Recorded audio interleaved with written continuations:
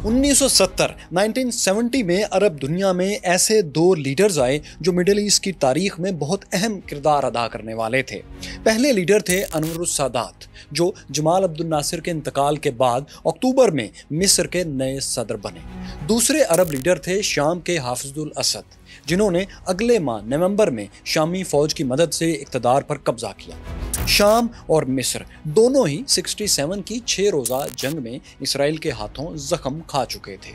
मिस्री इलाकों सहराए सीना और शाम के इलाकों गोलान हाइट्स पर उस वक्त यहूदी कब्जा बरकरार था। अनवर सादात और हाफिजुल असद दोनों ने ये खोए हुए इलाके इसराइल से वापस लेने के लिए सरप्राइज अटैक का एक प्लान बनाया। लेकिन इस राज को, इस खुफिया प्लान को मिस्र में मौजूद एक इसराइली एजेंट ने फाश कर दिया। चौथी अरब इसराइल जंग में इस जासूस का क्या किरदार था? आखिरी बड़ी अरब इसराइल जंग कैसे लड़ी गई? इसका अंजाम क्या हुआ? मैं हूं फैसल राइच और देखो सुनो जानो की मिनी सीरीज अरब इसराइल वॉर्स के आखिरी हिस्से में हम आपको यही कहानी दिखाएंगे।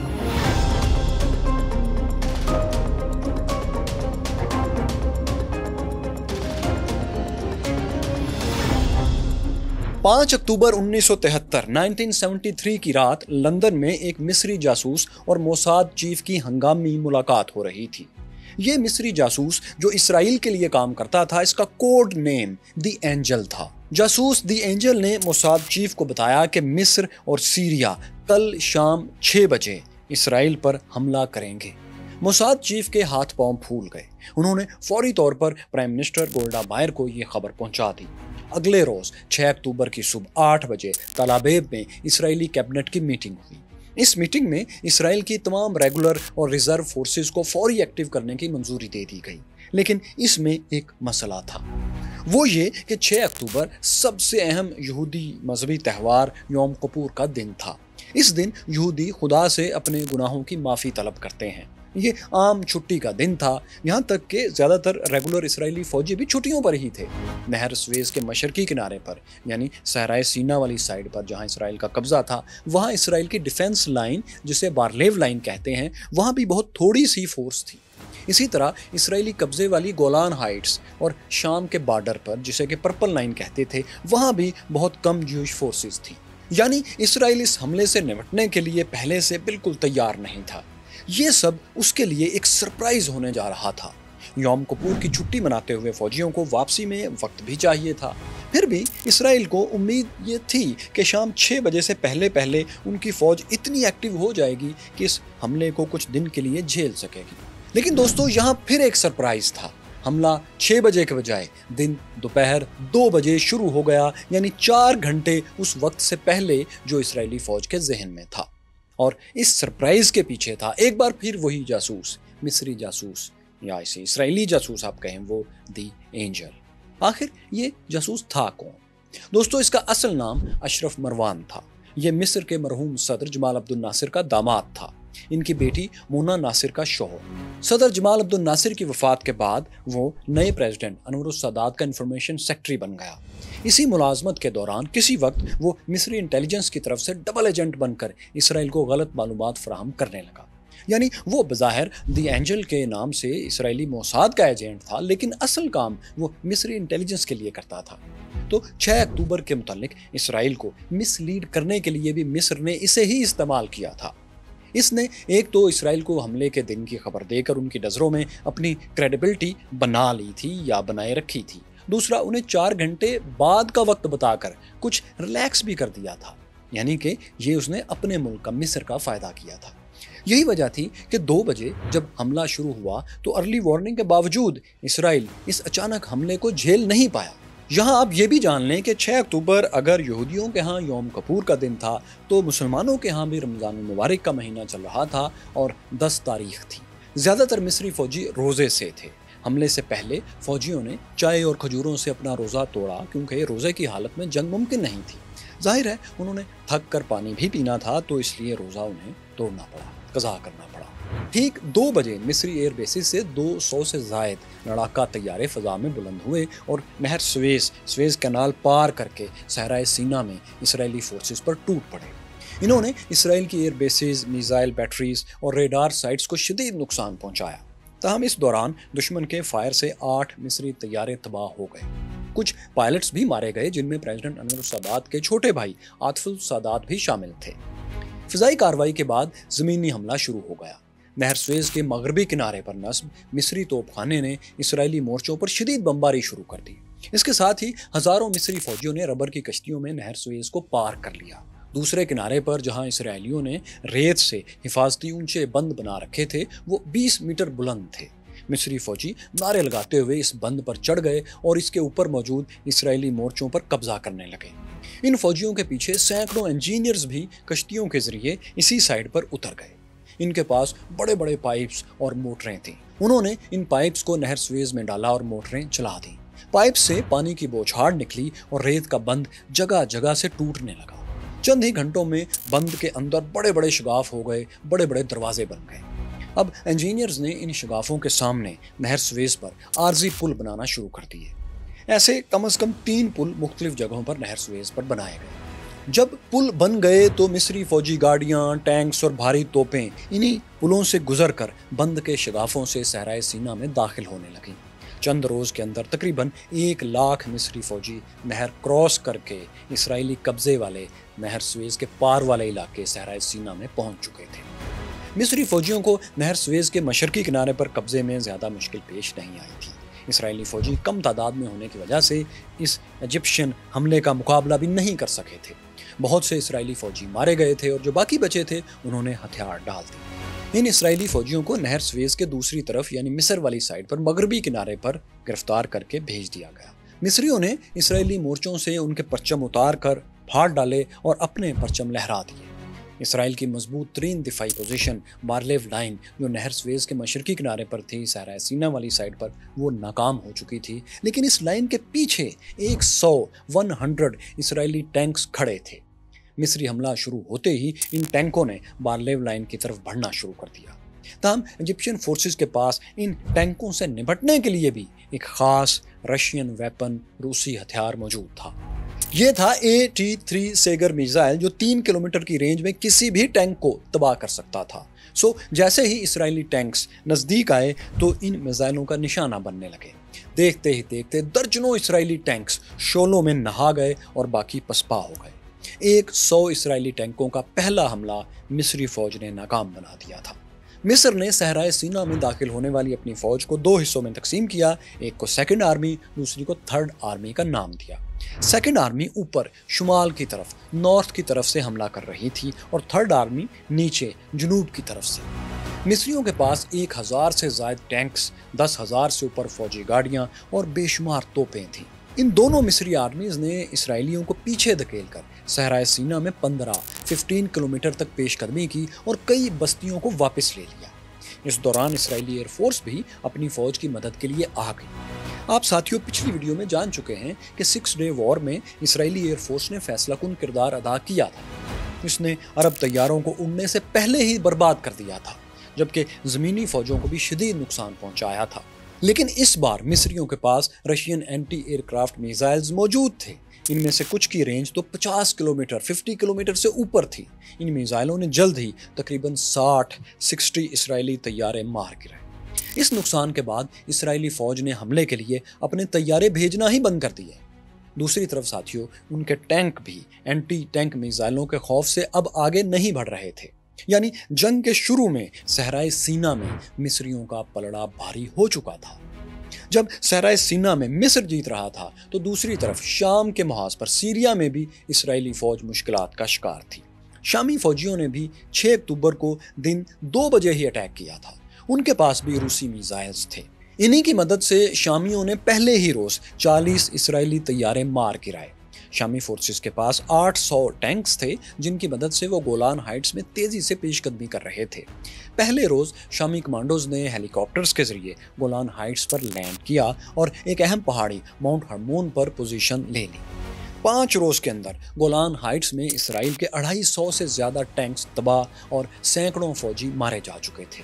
لیکن دوستو ابتدائی چند روز کی کامیابیوں کے بعد شامی فوج کی پیش قدمی رک سی گئی تھی، کیونکہ اسرائیل نے اس دوران چھٹی پر گئی ہوئی اپنی فورسز کو واپس بلا لیا تھا اور یوں اس کی فورسز کو جو میدان جنگ میں لڑ رہی تھیں ان کو تازہ فوجیوں کی کمک پہنچنے لگی تھی، مدد پہنچنے لگی تھی۔ اسرائیلی ایئر فورس نے بھی شامی میزائلوں کو ڈوج دینے کی ایک نئی تکنیک نکال لی تھی۔ انہوں نے یہ کیا کہ شام پر براہ راست اٹیک کرنا بند کر دیے، بلکہ ان کے طیارے نیچی پرواز کرتے ہوئے اردن کی ایئر سپیس کو غیر قانونی طور پر استعمال کرتے ہوئے سائیڈ سے شامی فورسز پر حملہ کر دیتے تھے۔ اس طرح وہ ان میزائلوں سے بچ جاتے تھے جن کا رخ گولان ہائٹس کی طرف تھا۔ اس حملے میں کئی میزائل بیٹریز یعنی سیریا کی بیٹریز تباہ ہو گئیں اور شامیوں کا ایئر ڈیفنس تقریباً ختم ہو گیا۔ اس کے بعد اسرائیلی طیاروں نے شامی فورسز پر نیپام بمز گرائے جو بڑے پیمانے پر آگ لگا دیتے تھے۔ نیپام بموں نے درجنوں سیرین فوجی گاڑیوں اور ٹینکس کو تباہ کر دیا۔ یہاں سے ساتھیوں جنگ کا پانسا اسرائیل کے حق میں پلٹنے لگا۔ 10 اکتوبر تک اسرائیلی فورسز نے سیرین فوج کو گولان ہائٹس سے نکال کر مین لینڈ شام میں نیچے دھکیل دیا تھا۔ گولان ہائٹس کے بارڈر سے شامی کیپٹل دمشق 60 کلومیٹر دور تھا۔ اسرائیلی فوج نے اسی کی طرف اب بڑھنا شروع کر دیا۔ اسرائیل نے اس حملے کے لیے اپنی پوری فضائیہ کو میدان میں استعمال کرنا شروع کر دیا تھا۔ شام کے شہروں اور خاص طور پر دمشق پر شدید بمباری ہونے لگی تھی۔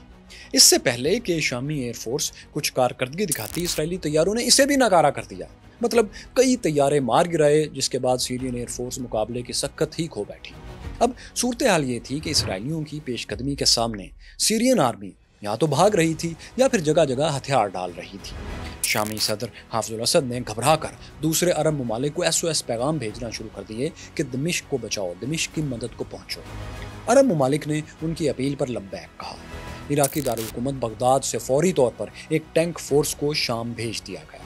یہ فورس بروقت دمشق پہنچ گئی اور شامیوں کے ساتھ مل کر اسرائیلی فوج کی پیش قدمی اس نے روک دی۔ اگلے چند روز کے اندر اردن، سعودی عرب، کویت اور مراکش کی فورسز بھی شامیوں کی مدد کے لیے آ گئیں۔ یہ فورسز اسرائیلی پیش قدمی کے سامنے ایک دیوار بن گئیں اور اس محاذ پر سٹیل میٹ ہو گیا۔ اسرائیل مزید آگے نہیں بڑھ سکا۔ اس جنگ میں ساتھیوں پاکستان سے بھی 16 پائلٹس شامی ایئر فورس کی مدد کے لیے بھیجے گئے تھے۔ جب عرب فوجیں دمشق کو بچانے کی کوششوں میں مصروف تھیں تو اسرائیل صحرائے سینا میں مصری فوج کے سامنے ہار مان چکا تھا۔ جی ہاں، 13 اکتوبر کو برطانیہ نے مصر میں اپنے سفیر کے ذریعے انور السادات کو پیغام بھیجا کہ اسرائیل سیز فائر کے لیے تیار ہے، یعنی صحرائے سینا میں جہاں تک مصر نے اپنا قبضہ واپس لے لیا تھا اسرائیل سے، اسے اسرائیل تسلیم کر لے گا اور اس محاذ پر مزید جنگ نہیں ہوگی۔ انور السادات یہ آفر قبول کر کے وکٹری ڈکلیئر کر سکتے تھے، لیکن انہوں نے کہا کہ جب تک اسرائیل صحرائے سینا سے مکمل طور پر نہیں نکل جاتا، وہ ایریا جو 67 سے پہلے ان کا تھا، اس پورے ایریے سے جب تک نہیں نکل جاتا سیز فائر نہیں ہوگا۔ پریزیڈنٹ انور السادات نے صرف سیز فائر کی آفر ہی نہیں ٹھکرائی، بلکہ اپنی فوج کو صحرائے سینا میں مزید آگے بڑھنے کا حکم بھی ساتھ ہی دے دیا۔ یہ اس لیے تھا تاکہ شام کے محاذ پر اسرائیلی فوج کا دباؤ ذرا کم کیا جا سکے اور شامیوں کی مدد کی جا سکے۔ 14 اکتوبر کی صبح سینکڑوں مصری ٹینکس صحرائے سینا میں انور السادات کے حکم پر 4 اہم پہاڑی دروں پاسز کی طرف بڑھنے لگے، لیکن اسرائیلی فورسز ان پاسز پر اب بھرپور حفاظتی انتظامات کر چکی تھیں۔ ان کے ٹینکس بلندی پر مضبوط مورچوں میں کھڑے تھے جہاں انہیں نشانہ بنانا مصریوں کے لیے اب آسان نہیں تھا۔ چنانچہ جیسے ہی مصری ٹینکس قریب آئے، اسرائیلیوں نے فائر کھول دیا۔ دوپہر تک مصر کے 250 سے زیادہ ٹینکس 250 سے زیادہ ٹینکس تباہ ہو چکے تھے۔ مصری ٹینک فورس نے پیچھے ہٹنا شروع کر دیا اور شام تک وہ نہر سویز کے مشرقی کنارے تک پسپا ہو چکے تھے۔ اب اسرائیل کو امریکہ سے بھرپور جنگی مدد بھی ملنا شروع ہو گئی تھی۔ امریکی ایئر فورس نے 14 اکتوبر کو آپریشن نکل گراس کے نام سے اسرائیل کو ہتھیاروں کی سپلائی شروع کر دی۔ اس میں جدید امریکی ٹینکس، توپیں، hawk anti aircraft missiles اور ہزاروں ٹن گولہ بارود شامل تھا۔ یہ ایئر لفٹ آپریشن 14 نومبر تک جاری رہا، یعنی 1 مہینہ۔ اس دوران امریکہ نے 22,318 ٹن وزنی ہتھیار اور گولہ بارود اسرائیل منتقل کیا۔ اسی امریکی مدد کے سہارے اسرائیلی فوج اب بہت بہتر حملے کی پوزیشن میں آ گئی تھی۔ آپریشن نکل گراس کے جواب میں امریکہ کو سبق سکھانے کے لیے عربوں نے بھی اپنا سب سے خطرناک ہتھیار استعمال کر دیا۔ یہ تھا تیل کا ہتھیار۔ 17 اکتوبر کے روز عرب ممالک نے امریکہ اور اس کے اتحادیوں کو تیل کی ایکسپورٹ بند کر دی، آئل امبارگو لگا دیا گیا۔ اس پابندی کی وجہ سے امریکہ میں کاروبار زندگی ٹھپ ہو گیا۔ فیول پمپس کے باہر گاڑیوں کی لمبی قطاریں لگ گئیں۔ بے شمار فیکٹریاں بھی ان ممالک میں بند ہو گئیں۔ تیل نہ ملنے کی وجہ سے شہری گھروں میں لکڑیاں جلانے پر مجبور ہو گئے۔ اس سال امریکہ میں کرسمس بھی دھوم دھام سے نہیں منایا جا سکا۔ अमेरिकन इकॉनमी 2.5% श्रिंक हो गई, सिकुड़ गई। लेकिन साथियों, ऑयल एम्बार्गो के बावजूद इसराइल को अमेरिकी हथियारों की सप्लाई जारी रही। इसराइल ने अपने जवाबी हमले को स्टाउट हार्टेड मैन, मजबूत दिल वालों का नाम दिया था। इसमें जिस इसराइली फौज ने हिस्सा लेना था, इसके एक हिस्से की कमान तजर्बाकार इसराइली commander major general Ariel Sharon कर रहे थे। इसराइल का मंसूबा ये था कि इस जगह से मिस्र पर हमला किया जाएगा। इसराइली फौज मिस्री पोजीशंस को एक किनारे से रौंदते हुए नहर स्वेज तक पहुंच जाएगी। यहाँ वो आरजी पुल बनाकर नहर के दूसरी तरफ मेनलैंड मिस्र में दाखिल हो जाएगी। इसके बाद वो मिस्र के दो अहम शहरों इस्माइलिया और स्वेज सिटी पर कब्जा कर लेगी। ये दो शहर सहराए सीना में मिस्री फौज की अहम तरीन सप्लाई लाइन्स थे। इसराइल का ख्याल था कि इन पर अगर कब्जा कर लिया जाए तो मिस्री फौज के लिए चूंकि जंग जारी रखना नामुमकिन होगा, तो वो हथियार डाल देगी। इस प्लान के मुताबिक इसराइली फौज ने हमला कर दिया। 2 रोज की लड़ाई के बाद उन्होंने मिस्रियों की सहराए सीना में अहम पोजीशन चाइनीज फॉर्म पर कब्जा कर लिया। इसके बाद इसराइली फोर्सेस नहर स्वेज के किनारे तक पहुंच गईं। यहाँ उन्होंने आरजी पुल बनाकर 600 टैंक्स और हजारों फौजी नहर स्वेज के दूसरी तरफ मिस्र में उतार दिए। इस इसराइली फौज ने यहाँ तमाम मिस्री एंटी एयरक्राफ्ट मिसाइल्स का सफाया कर दिया, जिससे कि मिस्रियों का एयर डिफेंस खत्म हो गया। अब इसराइली तैयारे नहर स्वेज क्रॉस करके मिस्र पर हमले करने लगे थे, और इसके साथ ही इसराइली एयरफोर्स और ज़मीनी फौज के पास जो हॉक मिसाइल्स थे, उनकी मदद से दर्जनों मिस्री तैयारे भी गिराए जाने लगे थे। इसराइली फोर्सेज ने नहर स्वेज क्रॉस करके अपने मंसूबे के मुताबिक इस्माइलिया और स्वेज सिटी पर भरपूर हमले किए। इस्माइलिया में तो मिस्रियों ने और उनकी फोर्सेज ने इसराइल का हमला कामयाबी से रोक दिया और यह शहर फतह नहीं हो सका। दूसरे शहर स्वेज सिटी में अब इसराइली फौज का सामना एक मुकामी मलेशिया से हुआ, यानी रेगुलर मिस्री फौज से नहीं। इस मलेशिया ने न सिर्फ ये कि इसराइली हमला रोका, बल्कि 80 इसराइली फौजी हलाक कर दिए और 120 जख्मी कर दिए। इस लड़ाई में इसराइल के कई टैंक्स भी तबाह हुए। मतलब इसराइली फौज अपने मंसूबे का एक हिस्सा यानी नहर स्वेज तो क्रॉस कर पाई, लेकिन दूसरा हिस्सा यानी इन दोनों शहरों पर कब्जा करना इसमें नाकाम रही, बल्कि किसी एक शहर पर भी कब्जा नहीं कर सकी। ताहम इसराइली फौज ने काहिरा से स्वेज सिटी आने वाली अहम सड़क, जो कि मिस्री फौज की सप्लाई लाइन थी, वो काट दी। इस सब का मिस्र को नुकसान ये हुआ कि सहराए सीना में उसकी तकरीबन आधी फौज इसराइली मुहासरे में आ गई। यानी इसराइली फौज जो मिस्री फौज को घेरने का मकसद लेकर नहर स्वेज के पार गई थी, उस मकसद को उसने किसी हद तक पूरा कर लिया। साथियों, इस चौथी अरब इसराइल जंग के दौरान सफारती महाज भी खासा गर्म था। जंग बंदी के लिए आलमी कोशिशें अलग से तेज तरीन अंदाज में हो रही थी। 22 और 23 अक्टूबर को यूएन सिक्योरिटी काउंसिल ने सीज फायर की 2 करारदादें मंजूर की और अनवर सादात और हाफिजुल असद ने इन्हें कबूल कर लिया, जबकि इसराइल ने मुस्तरद कर दिया। इस पर सोवियत रूस, जो कि मिस्र और शाम का इत्तेहादी था, उसने इसराइल के खिलाफ फौजी कार्रवाई की, मैदान जंग में शामिल होने की धमकी दे डाली। इस धमकी के जवाब में अमेरिका ने भी अपनी फौज को अलर्ट कर दिया। अब यूं लगने लगा था कि इसराइल और अरबों की जंग जल्द ही 2 सुपर पावर्स के दरमियान आलमी जंग में बदल जाएगी, जो कि फिर एटमी जंग में भी बदल सकती थी। सिफारती कोशिशें तेज तर हो गई। 25 अक्टूबर को सिक्योरिटी काउंसिल ने सीज फायर की एक और करारदाद मंजूर की। इस बार इसराइल ने खिलाफ वर्जी नहीं की, इसे मुस्तरद नहीं किया और जंग बंद हो गई। सीज फायर के बाद अमेरिकी वज़ीर ख़ारजा हेनरी किसिंजर ने काहिरा, तल अवीव और दमिश्क के चक्कर लगाना शुरू कर दिए। इन दौरों को शटल डिप्लोमेसी का नाम दिया गया। यानी जैसे बैडमिंटन में शटल एक कोर्ट से दूसरे कोर्ट में जाती है और फिर वापस आती रहती है, तो इसी तरह हेनरी किसिंजर भी एक से दूसरे मुल्क के चक्कर काट रहे थे।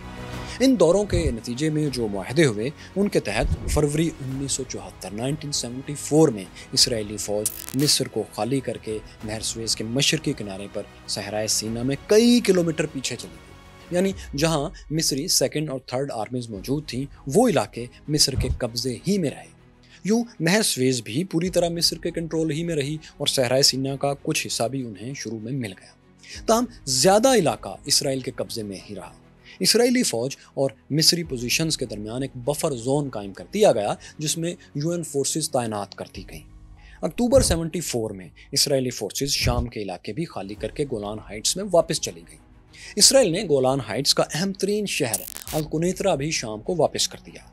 इस जंग में इसराइल के कम से कम 2800 फौजी हलाक हुए और 8000 से ज़्यादा जख्मी। अरब ममालिक को 15,000 जानों का नुकसान उठाना पड़ा, जबकि उनके जख्मियों की तादाद 30,000 थी। ये जंग दोस्तों बज़ाहिर इसराइल की फतह थी, क्योंकि ज़मीनी जंग में तो वही कामयाब रहा था, लेकिन जूश फोर्सेस का सहराए सीना के कुछ हिस्से और गोलान हाइट्स के शहर अल-कुनैतरा को खाली करना अरबों की बड़ी सियासी फतह थी। इसराइली अवाम को इस बात पर सख्त गुस्सा था कि उनकी फ़ौज और हुकूमत अरब हमलों का पहले से अंदाज़ा क्यों नहीं लगा सकी, ये हमले सरप्राइज़ क्यों थे। अवामी मुजाहरों की वजह से इसराइल के अंदर जो हो रहे थे, इसराइली वज़ीर आज़म गोल्डा मायर को इस्तीफ़ा देना पड़ा। इसके अलावा इसराइली फोर्सेस के चीफ ऑफ स्टाफ डेविड अलाजार समेत कई मिलिट्री और इंटेलिजेंस ऑफिसर्स को भी रिजाइन करना पड़ा। यौम किपुर की जंग के बाद ये वाज़ेह हो गया था दोस्तों कि अरबों से अच्छे ताल्लुकात के बगैर इसराइल की सिक्योरिटी हमेशा ख़तरे में रहेगी, डामाडोल रहेगी। चुनाचे अमेरिका ने इस जंग के बाद इसराइल और मिस्र के दरमियान मुस्तकिल बातचीत का एक दरवाज़ा खोला। अमरीकी कोशिशों से 1978 में कैंप डेविड मुआहदा हुआ। इस मुआहदे के नतीजे में 1982 में इसराइली फ़ौज सहराए सीना को मुकम्मल खाली कर गई। और हाँ साथियों, वो जासूस एंजल 2007 में लंदन में अपने घर की बालकोनी से गिरकर हलाक हो गया। उसकी बेवा मोना नासिर ने क्लेम किया कि उन्हें इसराइली खुफिया एजेंसी मोसाद ने कत्ल करवाया है। मोना नासिर का कहना था कि मौत से पहले उनके शौहर कह चुके थे कि उनकी ज़िंदगी को ख़तरा है। अशरफ मरवान यानी द एंजल ने अपनी ज़िंदगी की अहम याददाश्तें भी लिखी थीं, जिन्हें आप उनकी बायोग्राफी कह सकते हैं। इसमें मिडल ईस्ट की इंटेलिजेंस एजेंसियों से मुतल्लिक अहम इंकशाफात दर्ज थे, लेकिन ये डॉक्यूमेंट्स, ये बायोग्राफी, उनके ये ख्यालात चोरी हो गए। My curious fellows, Arab Israel जंगों की इन मुख्तसर डॉक्यूमेंट्रीज़ का सिलसिला यहाँ मुकम्मल होता है, लेकिन अरब इसराइल जंगें, इनकी लड़ाइयाँ अभी ख़त्म नहीं हुई, अभी भी इस रीजन में मुकम्मल अमन नहीं आया। अब आजकल बड़ी जंगों का तो नहीं, लेकिन प्रॉक्सी वॉर्स का सिलसिला जारी है। इस सिलसिले की हालिया लड़ाइयों पर तमाम तफसीलात आप इन वीलॉग्स में जान सकते हैं। यहाँ जानिए कि शाह फैसल ने जब वेस्टर्न वर्ल्ड का तेल बंद किया तो क्या हुआ, और ये रही अरब इसराइल जंगों की मुकम्मल प्लेलिस्ट।